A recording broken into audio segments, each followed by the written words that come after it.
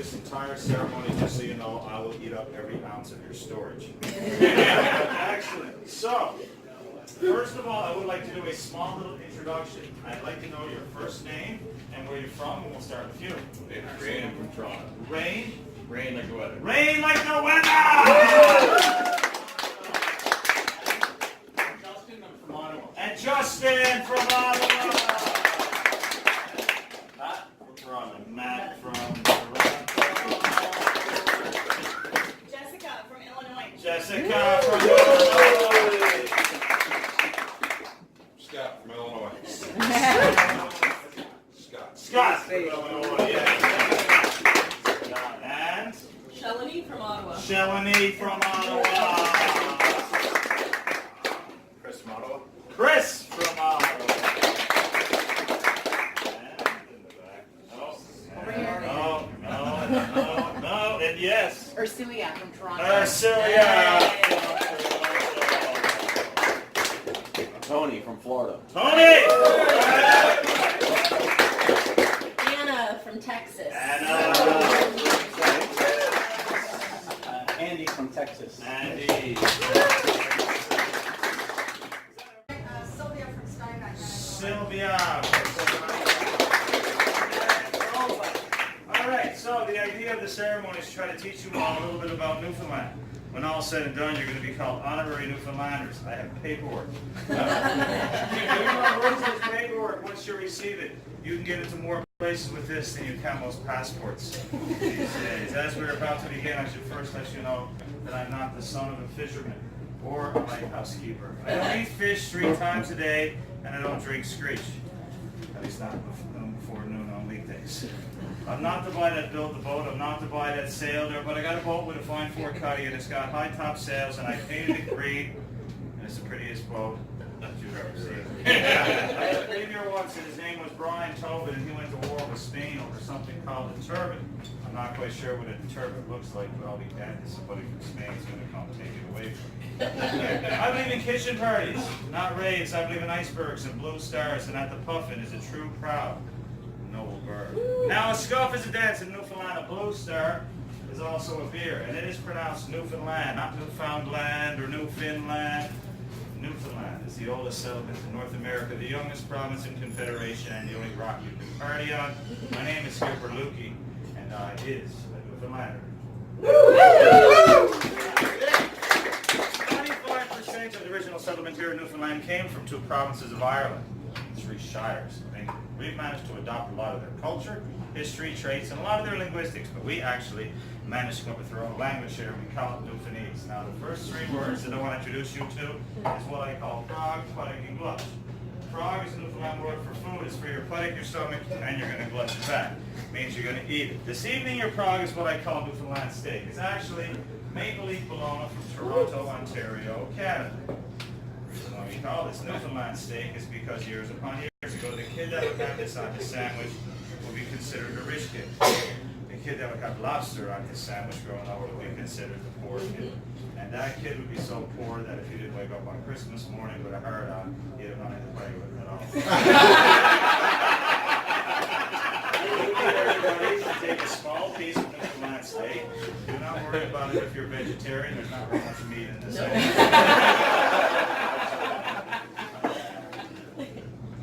We're going to start with Ursula.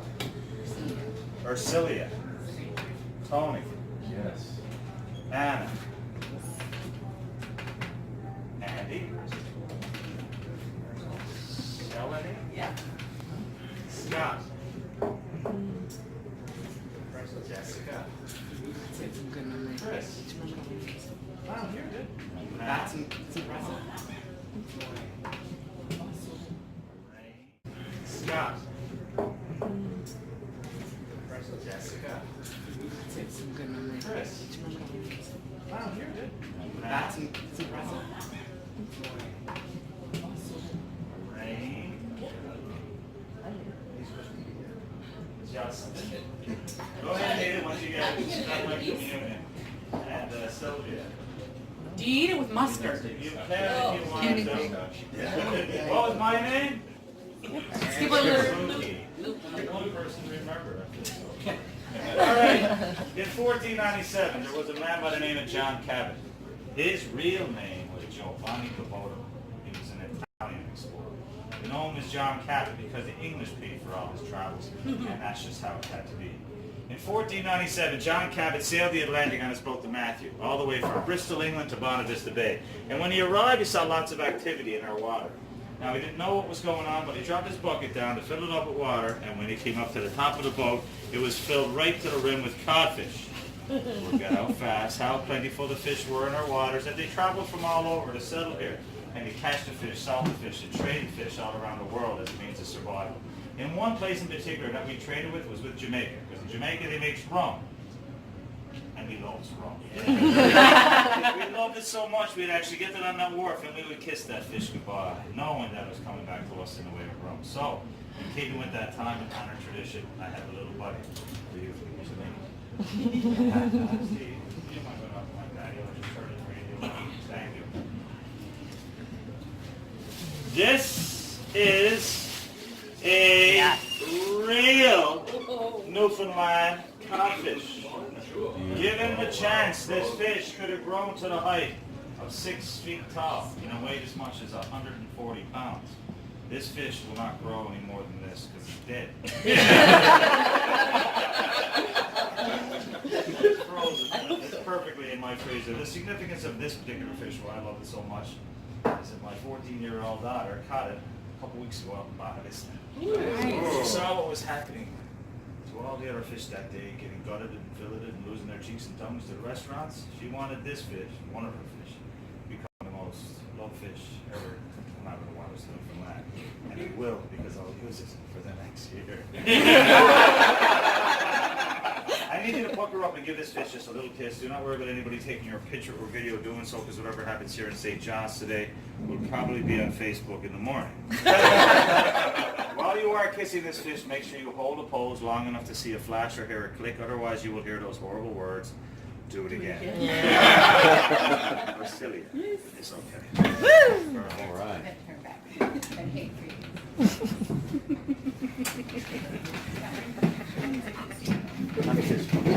go. Always try to tap it on that. I got one. I gave it a good one. I just got it. It's open on the way. I got the boat kissed on the lid. Friday email. Friday email. It's good when it's home. Oh, it's a cold fish. It didn't cool me off much. Oh, yeah. I was laughing on that. You guys need to do it Did I get everyone? I think I did. All right, now. We used to trade our fish with the Jamaicans for their rum, and it was a very strong barrel rum. In fact, it was considered a test of a man. If he could drink it without screaming, passing out, or having a heart attack, he was considered a true man, a woman, or transgender. Screech got his name down on the south coast of our province, where one night we were serving up our hospitality to a U.S. captain. He drank the shot and yelled at a great big yell. And the sergeant came on running into the room and he said, "Who yelled out the god-awful Screech?" And there was a Newfoundlander who was sitting at the bar that said, "Screech, boy, this is the rum, me son." And that's how Screech got his name. So, I never got you to sign waiver forms. Try not to get any of this in your skin.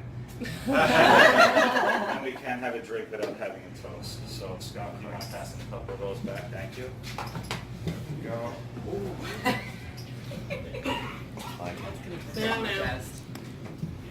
No, no. Feel it. You can do so. Does everybody have one? I want to make sure I get both of you. I would like to have a toast. There you go. As some of Stay you there, may or Anna. may not have known, I actually did the honor of meeting and screeching in the late and great Anthony Bourdain just a few short months before he passed away. Anyway, I actually got a chance to sit down and chat with him for about an hour, and just so you know, he's exactly the same person in person that he was on television. He was incredible. I would like to dedicate my toast to him and say, here's to health and your company, and one for the lasses. Let's drink and be merry, all down of our glasses. Let's drink and be merry, but that's the refrain, for we may or may not ever all meet here again. Up to the lips, over the gums, look out, God. Here she comes. There she goes.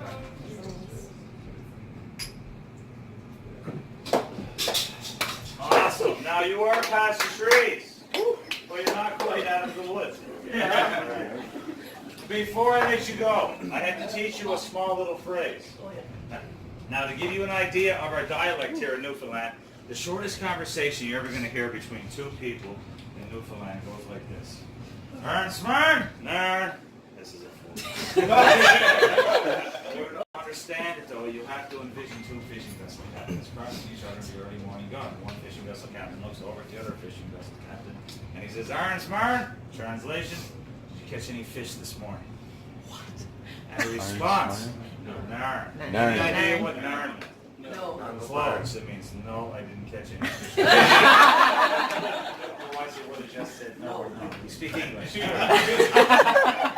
I'm going to try to teach you something a little bit easier, and that's a by.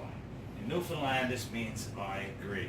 This is a great phrase. If you're ever talking to someone from Newfoundland and you don't understand what you're saying because you're talking too fast or everything goes a little bit doo-dee, just agree with them. It's easier that way, because if you ask them to repeat it, they'll say it the same way, and you still won't understand. I'll give you an example. Someday, what? Hey, what? That means the weather was nice today.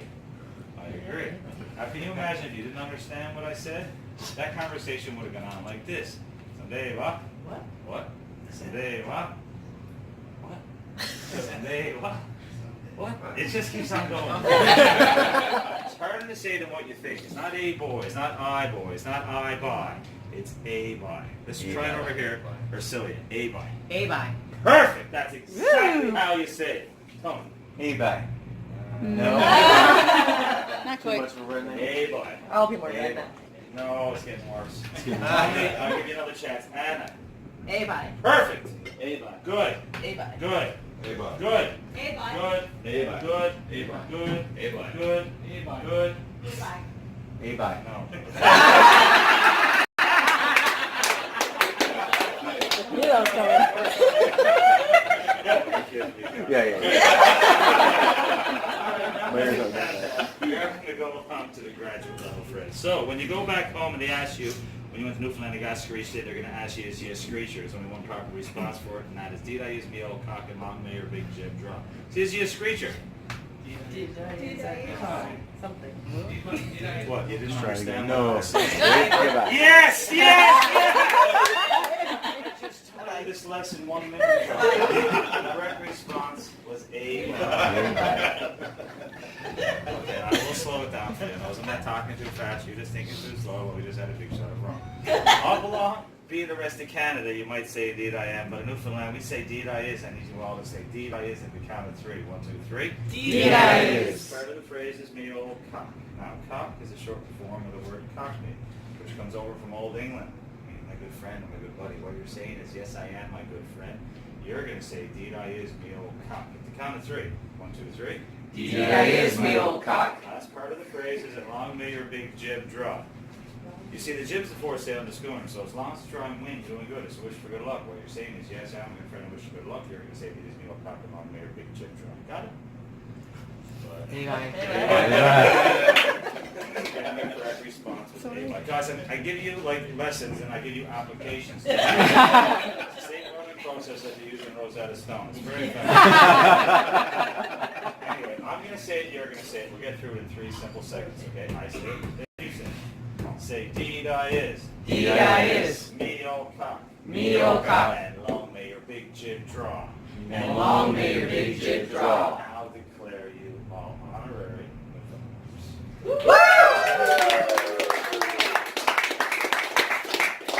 certificates for all of you. Before I pass them out, I do have one final rant that I would like to share. These are a few important facts about Newfoundland that truly mean a lot to me, a lot of other Newfoundlanders. So please remember them, share them, pass them along whenever you're traveling, when you talk about Newfoundland, for fear that someday they're just forgotten. Newfoundland was the first province to respond to the Titanic distress signal. It was 106 years ago, just April passed, and at the time Newfoundland was its own country. Now as we stand unified with Canada, we're the first province to respond. Newfoundland was the first place to discover proof of the theory of continental drift.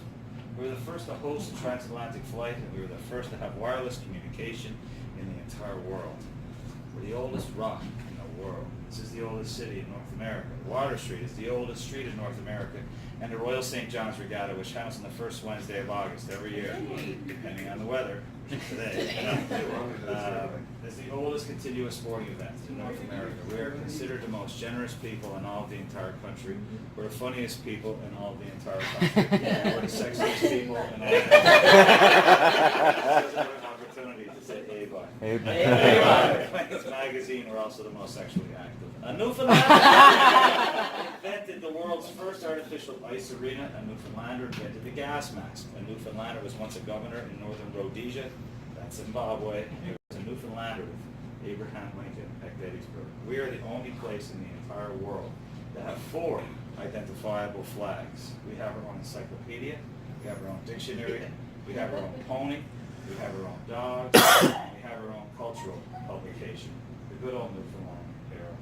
Sylvia, Rain, Justin, Matt, Chris, Jessica, Scott, Shalini, Andy, Anna, Tony, and Darcilia. Welcome to Newfoundland. Oh my God!